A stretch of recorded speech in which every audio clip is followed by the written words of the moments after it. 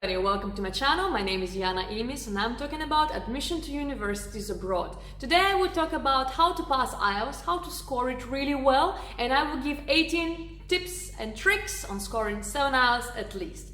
I've been there, done that, and you can do that as well.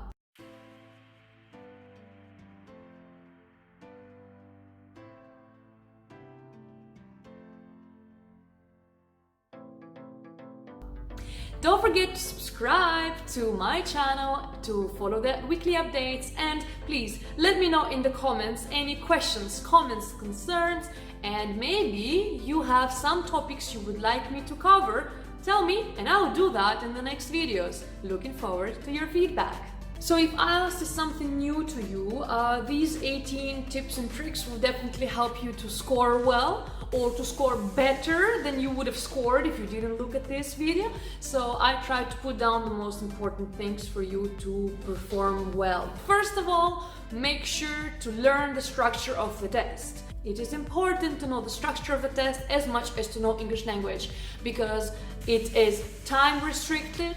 It has a certain standard, so you have to know that. So make sure to read the full article on my website about the structure of the test. Tip number 2 is to define your learning strategy. I learn really well from writing. I memorize really well. Do you memorize better watching something or listening to something? You know yourself better. Do you have to attend group lessons, or do you have to get a tutor, or do you better study on your own? Define that.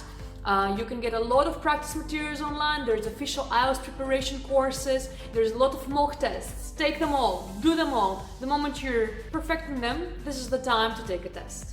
Do mistakes, learn from them. Every time, make yourself a aim to get better and better at IELTS from every test that you take.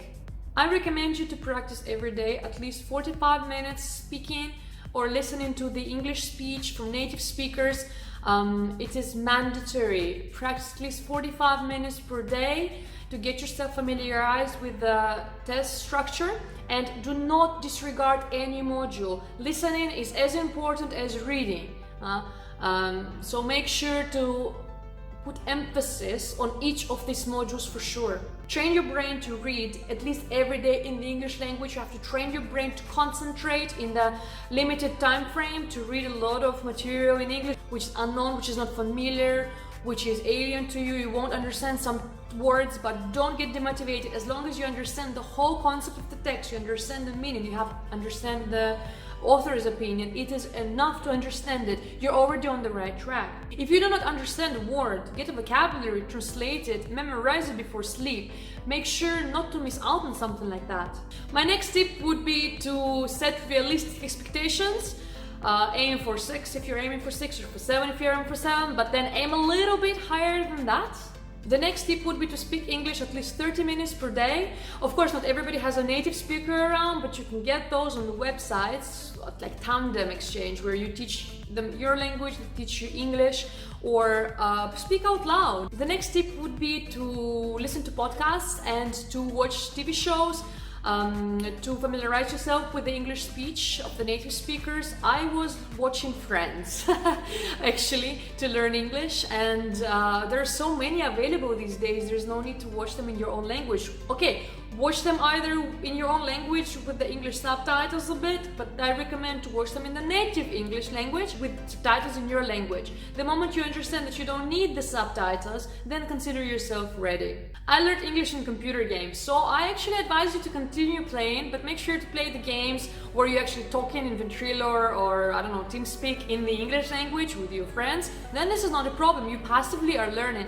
But then again, we're coming back to the same point. Don't disregard any other module. If your listening and speaking is good, your writing and reading has to be good as well. By the way, if you are reading a lot and you start reading more text per day in English language, your writing will subsequently improve, because you learn the vocabulary and you're used to looking at the way the English phrases are formulated. So you kind of practice it consciously. In majority of the parts, I recommend you to look at the task, read it attentively, and skim through the text first, really quick, because this will give you borders about how big is the text, how the opinion of the author is formulated, what is the emphasis on, and then you highlight your keywords when you prepare. It helps you out to make structured writing. Structured writing on IELTS gets the best points. The next tip would be to actually be attentive. Sometimes in the exercise, in the task, the answer is already given. If you're attentive enough, you will see that. So read the exam tasks twice. Make sure to answer exactly what is required, not less, not more. This is the standardized test. They ask you something, do what they want from you. Don't make extras. Nobody wants that. The next point is to filter irrelevant noise. First of all, it is about when your study concentration. Make sure to get off the social media, get all the devices offline, because this is a test that requires concentration and you have to have it. Even in the practice test, you have to put the timer for yourself to be able to study. And secondly, when you have IELTS, IELTS is about finding the points from the big text to filter out what is necessary for you. So in the big 800 words text, you will have a few key points which are important. The rest, filter it out, it's not needed, don't focus on it. The next tip would be you have to practice at home transferring the answers from the answer sheet to the original paper, because it requires time and you have to be efficient when doing it, not to waste your time. If you have free time, make sure to recheck your answers, because again, coming back to the spelling problems and to the grammar mistakes, it is as important. So imagine you wrote the correct answer, but with a spelling mistake, it's wrong, as if you have never written it.